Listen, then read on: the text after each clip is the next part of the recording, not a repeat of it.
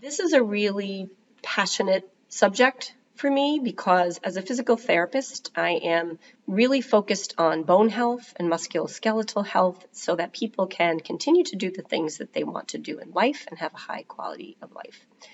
But I am going to take kind of a deep dive on all of this and just explain the different types of hormonal therapy and why it's used and the side effects. And then ultimately, the most important thing, I think, is the resources on how you can help to mitigate and conquer some of these side effects. So I think what most women don't understand is how powerful estrogen is as a normal hormone when it's working well. We feel good. We have a memory. Our bodies feel good. We feel strong. But through aging process and also, again, through these hormonal treatments or chemotherapy, when our estrogen levels start to go down, we can really start to feel the side effects. So in terms of our pelvic health, when we have less estrogen, we have less lubrication. So we have vaginal dryness, we have skin dryness, we have vaginal wall thinning, which can interfere with our ability to be comfortable with intimacy, painful intercourse. Our brains, memory function, our sex drive is coming from our brain. Our bones and our musculoskeletal systems, estrogen helps to keep us strong.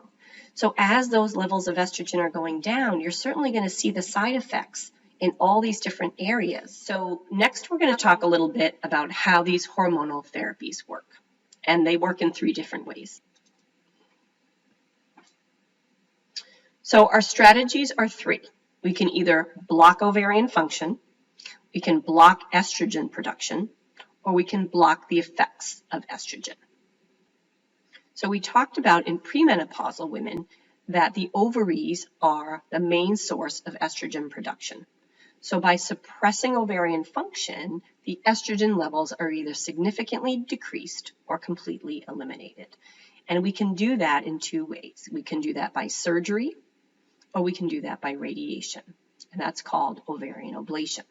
So surgery and radiation tends to be permanent, and use of medications is more temporary.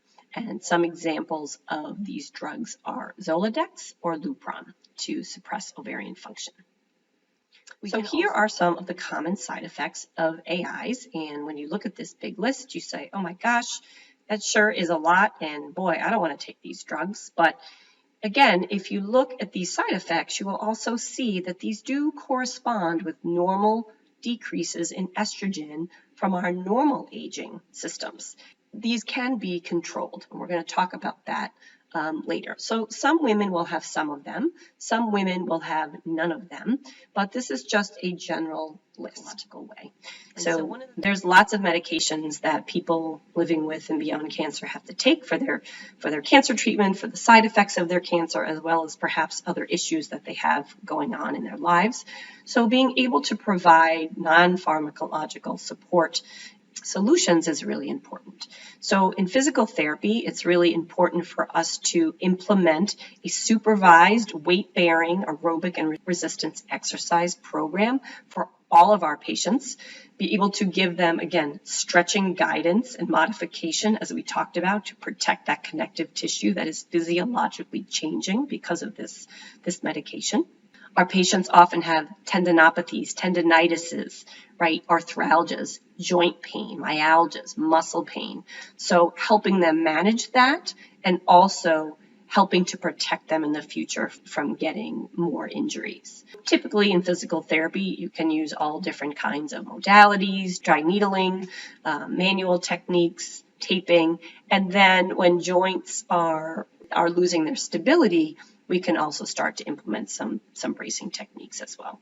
That continuous education, what you're learning today about how these drugs impact bone and muscle health, continue to educate your patients on that. Yoga is a wonderful weight-bearing exercise and helps with flexibility and weight-bearing and strength. So all of that is a really good exercise to help implement, to help with some of these side effects. And again, the research has helped backing this up. And acupressure.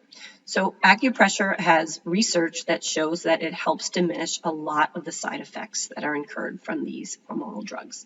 We're going to talk about acupuncture a little bit later, but acupressure is something that you can do and you can teach your patients to do.